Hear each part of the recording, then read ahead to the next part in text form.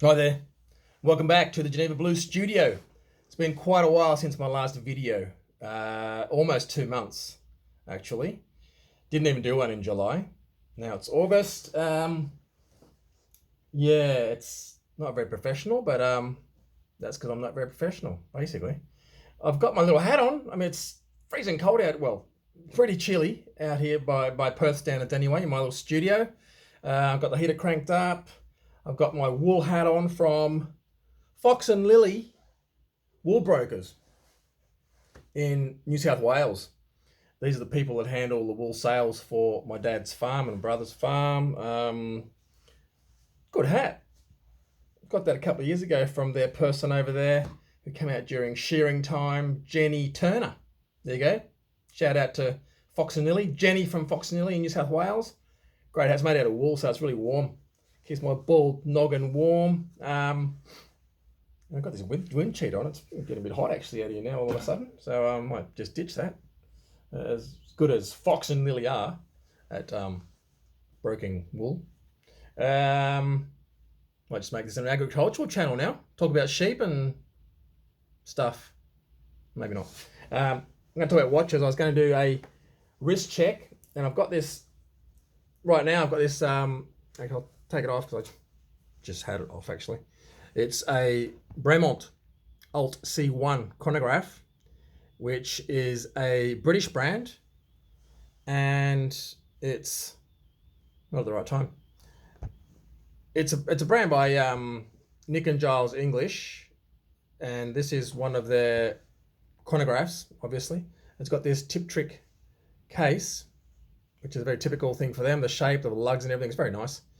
It's their most classic chronograph. They have the same with GMT and a few different functions, but this is it's a pearl white dial, which is very hard to capture on camera. Very classic, nice style dial.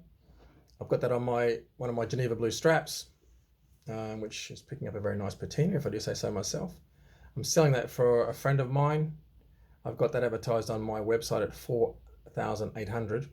I'll probably sell it for a little bit less if you want to ring me up and do a deal. You can see them anywhere on Chrono24, anywhere between about 6,000 to 8,700.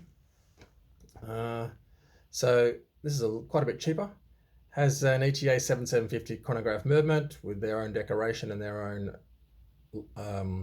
rotor, basically.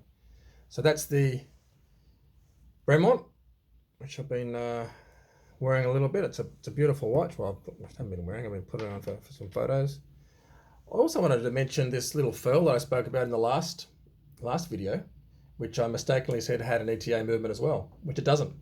It has an STA movement, I found out a couple of days ago, which to all intents and purposes is just an ETA clone, but it's not an ETA movement. Still made in Switzerland, but probably mostly from Chinese parts, to be honest. STP movement, not an ETA in the furl, but still a nice little watch. Not bad value for money if you can get a decent price on one, basically. And what else am I going to talk about? I probably haven't done many YouTube videos because I've been flat out on doing podcasts. Basically with the Fifth Wrist mob, Fifth Wrist Radio, doing watch podcasts. I have one, I had co-host one, for those who don't know, called Rob and the Regulator, the Rob and the Regulator show, with my best friend and colleague Alex in Melbourne. I've got to say I'm his best friend, otherwise he gets upset, starts crying. So we have got a lot of fun doing that. It's very casual. We don't take it too seriously. We do talk about watches occasionally. And for those who don't know, you want to go back to the very first one I did. If you search on Spotify or whatever, your podcast, there's one called Rob's Epic Origin Story. It's not very epic, actually. That was one of the first time I went on and did a bit of a talk with them for a couple of hours, and it's been pretty popular apparently. And since then we've kept going. I've done about 30, I think I'm up to 36 or 7 podcasts with them. And it's a lot of fun. Not much else has changed. Well, apart from this clock, I swapped the AP clock out and put put the zenith up there because the AP I wanted to put on the wall so I can see what time it is instead without twisting my head around, basically. And the zenith one didn't fit on the facing wall. Nothing else has changed much. I've got a bit of a sore lip here. I got cracked in the lip by my squash partner. I got a bit too close when he was following through, basically. Yeah. Anyway, I'll get over that. It's no problem. So, that's about all. Not much to talk about. I was going to talk about some tools and stuff, and I probably will later on. This is the YouTube videos seem to be sort of petering out. I'm going to keep doing them, but I won't be doing them anywhere near as much, or as I said at the start, I won't be doing one a week, I don't think. Not the way we're going. With COVID, Corona, whatever you want to call it, things have slowed down a little bit, but business is steady, so we're pretty happy how things are. I need to get some more projects up and running, basically, and that's what I'm concentrating on doing right now.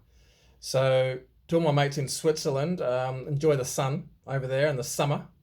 I'm kind of jealous, but in a couple of months, a month or so, we'll be back in the summer here, so I shouldn't whinge too much, I suppose. I will thank you for those who have followed and subscribed. I had another couple of subscribers recently. Don't know why, because we haven't got much content on there. But we'll keep trying to pump out the watch stuff. Nothing too technical, nothing too serious, basically.